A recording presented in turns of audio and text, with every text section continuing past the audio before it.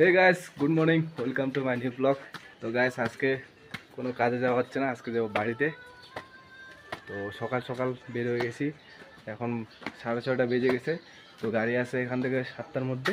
তো এখান থেকে যাবো জোরথাঙ্গে। গাইস, এই যে দেখো কাঞ্চনজঙ্ঘা পাহাড়টা সকালবেলা উঠে গেছে, বরফ পড়া শুরু হয়ে গেছে। তো আমার সাথে আছে সাগর, ও আমাকে দিয়ে আসবে বাজারেই। এইটা হচ্ছে বাজার, আসো।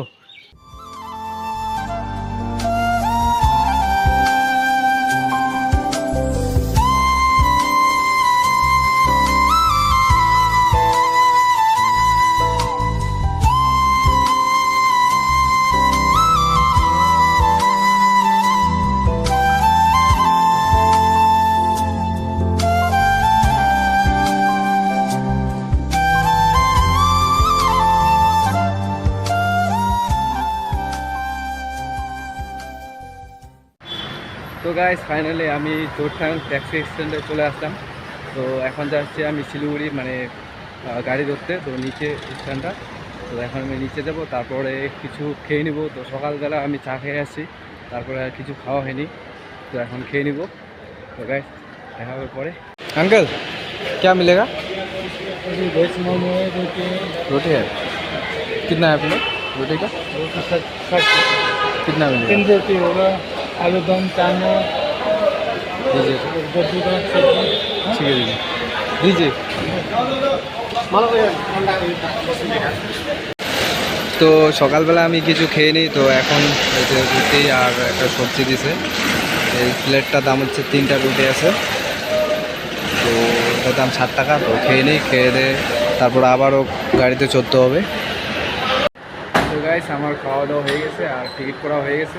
তো এখনও গাড়ি আসেনি, তো গাড়ি আসবে তারপরে বসে বলবো আমি।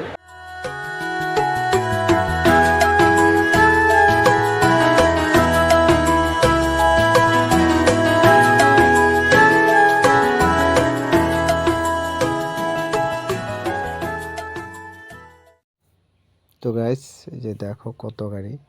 তো গাড়িগুলো মানে প্রচুর লাইন লেগে গেছে, মোটামুটি এক এক কিলোমিটারও বেশি হবে যে গাড়ি দিয়ে ভর্তি। আমরা জ্যামের মধ্যে ছিলাম আর পাহাড়ের রাস্তা ভেঙে গেছিলো। তো সেটার জন্য 2 ঘন্টা আমাদেরকে দাঁড়ানো করা হয়েছে। তো গাইস, ফাইনালি আমি শিলিগুড়িতে পৌঁছে গেছি। তো এখন বাড়িতে যাব। এই যে শিলিগুড়ি বাস স্ট্যান্ড এটা।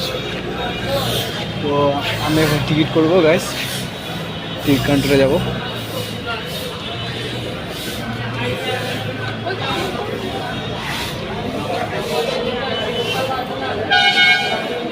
কত বড় লাইন লাগছে জলপাইগুড়ি।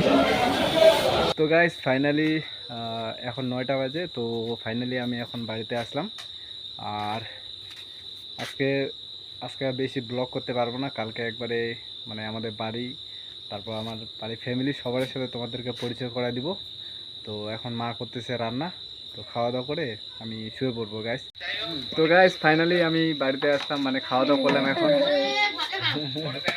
আর এটা হচ্ছে আমার ভাইটা।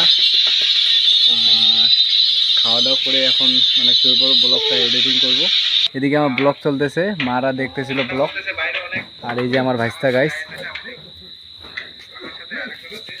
তো তো গাইস, কালকে বাড়ির সবাইকে তোমাদের সাথে পরিচয় করে দিব।